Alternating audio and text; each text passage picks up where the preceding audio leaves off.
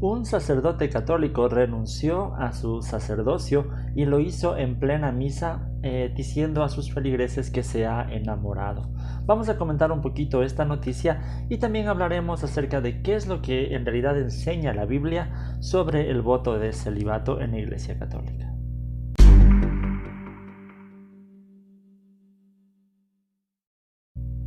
Que el Señor les bendiga, queridos amigos, queridos hermanos. Bienvenidos una vez más a Cibersaulo, mi canal aquí en el YouTube. Mi nombre es Hugo Vázquez y en esta ocasión, como había mencionado, quiero comentar un poco de esta noticia de este sacerdote Riccardo Secovelli. No sé si lo pronuncio bien.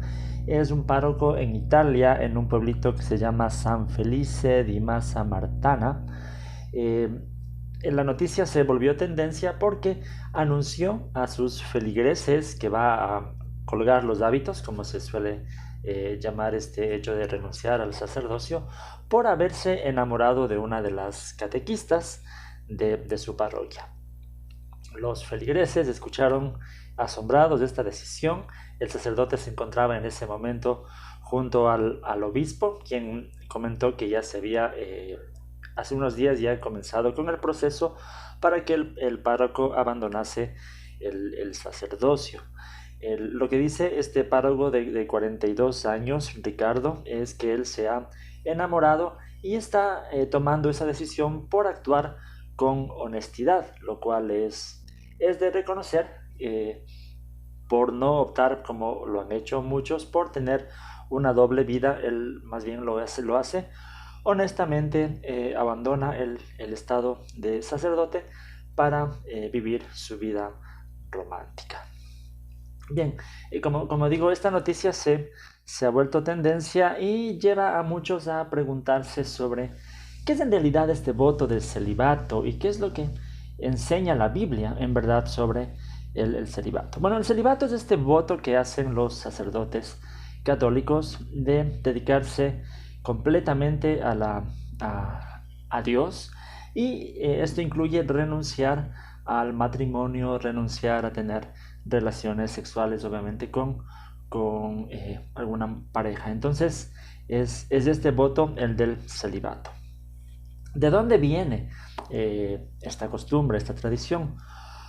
Originalmente, es decir, desde los tiempos del Nuevo Testamento, sabemos que este no era un requisito obligatorio para los líderes de la iglesia. Para quienes pastoreaban la iglesia no era un requisito el ser célibes. Nosotros podemos ver esto en Mateo capítulo 8, versículo 14, donde Jesús sana a la suegra de Pedro, y si Pedro tenía suegra, obviamente tenía una esposa, Pedro, considerado por la Iglesia Católica como el primer papa. También vemos que en el Nuevo Testamento, cuando se habla de los requisitos para los líderes de la iglesia, requisitos para los obispos, específicamente en 1 de Timoteo 3, capítulo 2, dice: así que el obispo debe ser intachable, esposo de una sola mujer, moderado, sensato, respetable, hospitalario, capaz de enseñar. Uno de los requisitos que menciona Pablo aquí para quien anhele ser obispo o ser líder en la iglesia es que sea esposo de una sola mujer. Entonces, obviamente, el ser soltero o tener el voto de celibato no era un requisito para ser obispo.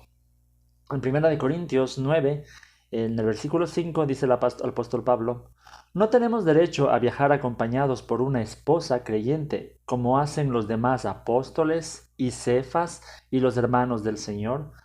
Pablo está diciendo: si yo quisiera, tendría todo el derecho de tener una esposa, como hacen los demás apóstoles. Pablo está afirmando ahí que los demás apóstoles también eran casados, y Cefas, Pedro, y dice los hermanos del Señor. Entonces, ciertamente, esta tradición no tiene origen bíblico. Me refiero a la tradición de que el sacerdote o el líder de la iglesia tenga que tener este voto de celibato obligatorio. No viene de la Biblia. ¿De dónde viene? Obviamente esto ya viene más de la tradición. Conforme fueron pasando los siglos, siglo III, siglo IV, después de Cristo, ya existían ciertos movimientos dentro de la iglesia que proponían que quienes se dediquen a tiempo completo a servir a Dios opten por este voto de celibato. Sin embargo, nunca fue algo oficial en la iglesia. Como digo, conforme fueron pasando los siglos, todavía no fue así. Esto fue ya más del siglo XI, en donde papas como León IX, Gregorio VII, abogaban más porque sea algo instituido para la iglesia en general, y el celibato en sí acabaría instituido en los dos concilios de Letrán, el primero en 1123 y el segundo en 1139. Es decir, ahí recién se establece el celibato como un requisito obligatorio para los sacerdotes. Entonces esto obviamente es producto de la tradición, más no de la Biblia. En la actualidad he leído en algunos sitios que de pronto el Papa Francisco tiene un poco la mente abierta a este respecto, y especialmente en lugares apartados donde la iglesia está haciendo misión, la iglesia católica me refiero, y no tienen sacerdotes. Como que el Papa está un poco abierto a la idea de que se pueda ordenar sacerdotes casados en estas ciertas excepciones, pero todavía no hay nada oficial al respecto y no sé en qué acabarán estas conversaciones. Bien, pero entonces la pregunta sigue siendo, ¿pero qué enseña en realidad la Biblia? ¿Hay alguna justificación bíblica para el celibato obligatorio para los sacerdotes? Bueno, vamos a mencionar algunas cosas. Primero, ya mencionamos que en la Biblia no existe un requisito así para los sacerdotes, más bien se menciona lo contrario, que los líderes de la iglesia solían ser casados. Entonces, primero, no hay este requisito obligatorio. Segundo, los textos que se usan para defender el tema del celibato de parte de quienes defienden esto en la iglesia católica son, por ejemplo, Mateo 19, 11 y 12. Aquí está hablando Jesús y dice: no todos pueden comprender este asunto, respondió Jesús, sino solo aquellos a quienes se les ha concedido entenderlo. En el versículo 12 dice: pues algunos son eunucos porque nacieron así, a otros los hicieron así los hombres, y otros se han hecho así por causa del reino de los cielos. El que pueda aceptar esto, que lo acepte, ¿no? En este contexto la palabra eunuco se refería a aquellas personas que por una u otra razón perdieron sus genitales o también la capacidad de reproducirse y tener relaciones sexuales. Jesús menciona que hay personas que nacieron así de pronto por algún problema físico, nacieron sin esta capacidad. Hay personas que los hicieron así los hombres, dice Jesús. Sabemos que existía la costumbre en algunos sectores del Medio Oriente, en que los amos a los esclavos muchas veces también les cortaban sus genitales, eran los eunucos. Y dice Jesús que hay también en cambio quienes se han hecho así por causa del reino de los cielos. No está hablando Jesús necesariamente de algo literal, de amputarse los genitales, aunque alguien tal vez lo pudo haber entendido así, como Orígenes de Alejandría, ¿no? En los primeros siglos. Pero bueno, ese es otro tema. Pero Jesús más bien se está refiriendo de personas que se hicieron a sí mismos, es decir, tomaron ese voto por causa del reino de los cielos, de abstenerse de tener relaciones sexuales y vivir una vida de celibato en ese sentido, para dedicarse al reino de los cielos. Jesús lo menciona, pero nuevamente tenemos que mencionar en este texto que Jesús lo menciona como una opción personal y libre, que no necesariamente es para todos. Dice Jesús: hay ciertas personas que quieren dedicarse por completo al reino de Dios, al servicio a Dios, pero Jesús no menciona que esto sea necesariamente obligatorio para todos los líderes de la iglesia. Y obviamente en el resto del Nuevo Testamento no se entendió esto como un requisito obligatorio. Por eso es que Pablo, en el libro de los Hechos y en las epístolas, también se menciona que no es un requisito obligatorio. Lo que Pablo menciona, este es otro texto que se suele usar, que está en 1 Corintios capítulo 7. Este pasaje es un poco más largo. Leamos primero los versículos del 25 al 28. Dice: en cuanto a las personas solteras, no tengo ningún mandato del Señor, pero doy mi opinión, como quien por la misericordia del Señor es digno de confianza. Pienso que a causa de la crisis actual es bueno que cada persona se quede como está. Está casado, no procures divorciarte. Estás soltero, no busques esposa. Pero si te casas, no pecas. Y si una joven se casa, tampoco comete pecado. Sin embargo, los que se casan tendrán que pasar por muchos aprietos y yo quiero evitárselos. Más adelante, en los versículos del 32 hasta el 40, dice Pablo: yo preferiría que estuvieran libres de preocupaciones. El soltero se preocupa de las cosas del Señor y de cómo agradarlo, pero el casado se preocupa de las cosas de este mundo y de cómo agradar a su esposa. Sus intereses están divididos. La mujer no casada, lo mismo que la joven soltera, se preocupa de las cosas del Señor, se afana por consagrarse al Señor, tanto en cuerpo como en espíritu. Pero la casada se preocupa de las cosas de este mundo y de cómo agradar a su esposo. Les digo esto por su propio bien, no para ponerles restricciones, sino para que vivan con decoro y plenamente dedicados al Señor. Si alguno piensa que no está tratando a su prometida como es debido y ella ha llegado ya a su madurez, por lo cual él se siente obligado a casarse, que lo haga, con eso no peca, que se casen. Pero el que se mantiene firme en su propósito y no está dominado por sus impulsos, sino que domina su propia voluntad y ha resuelto no casarse con su prometida, también hace bien. De modo que el que se casa con su prometida hace bien, pero el que no se casa hace mejor. La mujer está ligada a su esposo mientras él vive, pero si el esposo muere, ella queda libre para casarse con quien quiera, con tal de que sea en el Señor. En mi opinión, ella será más feliz si no se casa. Y creo que yo también tengo el Espíritu de Dios. Bien, este texto es un poco más largo y hay algunas cosas que quiero comentar. En el versículo 25 Pablo dice claramente, en cuanto a las personas solteras: no tengo ningún mandato del Señor, pero doy mi opinión. Y nuevamente en el versículo 40 dice Pablo: en mi opinión ella será más feliz. Pablo da su opinión nuevamente sobre este tema y él afirma que preferiría que las personas estén libres, sin preocupaciones, y que así puedan preocuparse solamente del Señor. Pero sabemos que aquí Pablo está dando una opinión personal porque Pablo está hablando en general.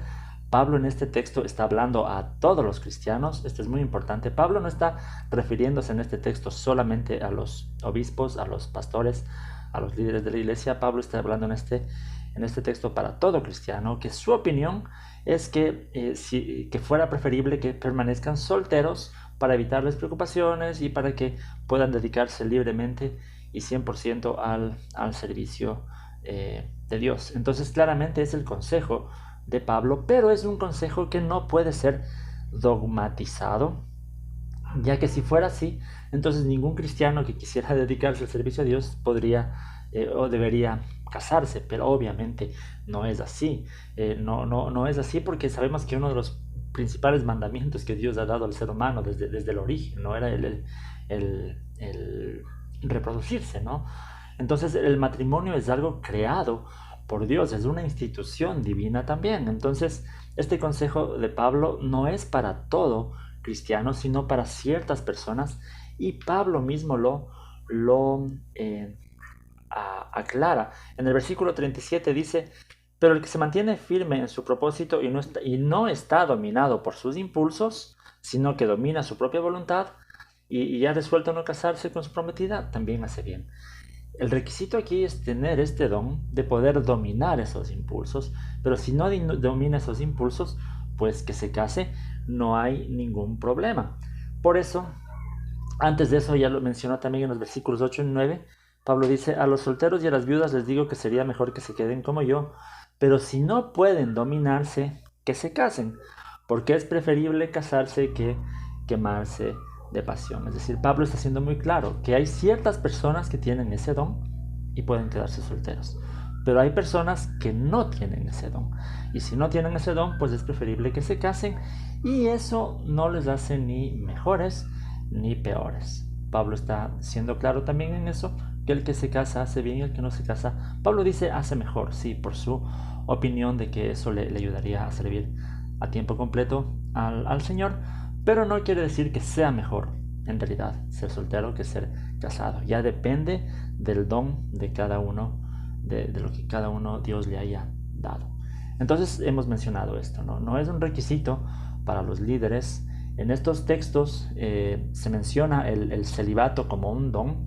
Tanto Jesús como Pablo lo mencionan aquí como un don, sí, para ciertas personas, pero no puede ser impuesto ni requisito nuevamente para los líderes de la iglesia. Otra cosa que quiero comentar es que obviamente en la Biblia el matrimonio es un don de Dios también. Dentro de la iglesia católica el matrimonio es un sacramento, ¿no? Dentro de la iglesia católica. Entonces muchas veces se puede entender que como que el celibato fuera una posición superior, pero hemos visto en toda la Biblia en su contexto no es así, ¿no? Proverbios 18:22 dice: quien haya esposa haya la felicidad, muestras de su favor le ha dado el Señor.